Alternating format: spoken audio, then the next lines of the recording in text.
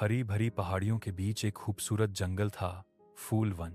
वहां हर तरह के फूल खिलते थे, गुलाब, चमेली, सूरजमुखी और ट्यूलिप। और वहीं रहती थी एक छोटी सी मधुमक्खी बिन्नी। बिन्नी बाकी मधुमक्खियों से अलग थी। जहां सब सुबह से शाम तक शहद इकट्ठा करने में लग जाती, वहीं बिन्नी को फूलों से बातें करना, गुनगुनाना और आसमान में गोल गोल उड़ना पसंद था। रानी मधुमक्खी उसे हमेशा डांटती, बिन्नी, तुम कभी काम क्यों नहीं करती? अगर सब तुम्हारी तरह उड़ती रहेंगी तो हमारा छत्ता भूखा रह जाएगा। बिन्नी सिर झुका लेती और सोचती, क्या सिर्फ मेहनत करना ही जिंदगी है? थोड़ा मुस्कुराना, थोड़ा गाना, क्या वो गलत है? एक दिन आसमान में काले बादल छा गए, तेज आंधी चली और फूलवन का आधा हिस्सा उड़ गया।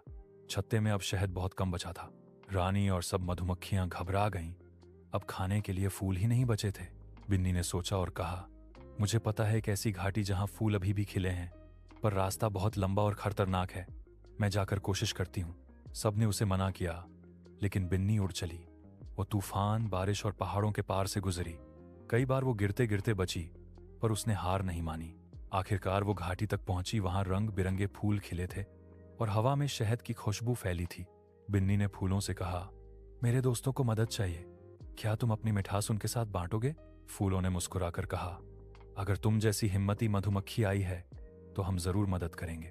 बिन्नी पराग लेकर वापस लौटी और छत्ते में फिर से खुशहाली लौट आई। रानी मधुमक्खी ने गर्व से कहा, बिन्नी, तुमने हमें सिखाया कि असली मेहनत वही है जिसमें दिल की हिम्मत और प्यार दोनों हो। उस दिन से बिन्नी को सब प्यार से फूलवन की रक्षक कहने लगे। अब जब भी वो गुनगुनाती, पूरा जंगल मुस्कुराता था। फूलवन में अब फिर से रौनक थी। फूल मुस्कुरा रहे थे, छत्ता गुनगुना रहा था और बिन्नी सबकी हीरो बन चुकी थी। एक सुबह बिन्नी आसमान में ऊंचा उड़ रही थी। वो देखना चाहती थी कि फूलवन के पार क्या है। उड़ते उड़ते उसने देखा दूर कहीं धुआं, शोर और ऊंची ऊंची इमारतें। वो था इंसानों का शहर। बिन्नी ने सोचा, वाह, कितना बड़ा और चमकदार शहर है। शायद वहां भी बहुत सारे फूल होंगे। वो उड़ती हुई शहर में पहुंची, लेकिन वहां न तो फूल थे, न हरियाली, सिर्फ धुआं, गाड़ियां और मशीनों की आवाज। थोड़ी देर बाद बिन्नी थक गई और एक पार्क में जा गिरी। वहां उसने एक छोटे बच्चे को देखा, आरव, जो फूलों को पानी दे रहा था। बिन्नी उसके पास गई और बोली, तुम यहां फूलों की देखभाल क्यों कर रहे हो? सब तो उन्हें तोड़ देते हैं। आरव मुस्कुराया, क्योंकि मेरे दादाजी कहते हैं फूलों के बिना दुनिया में खुशबू नहीं रहती। मैं चाहता हूं कि यह पार्क हमेशा खिला रहे। बिन्नी खुश हुई, तो तुम भी फूलों के दोस्त हो। मेरे जंगल में भी ऐसे ही फूल हैं, पर अब इंसान वहां पहुंचने लगे हैं। अगर उन्होंने सब तोड़ दिया तो क्या होगा? आरव ने गहरी सांस ली।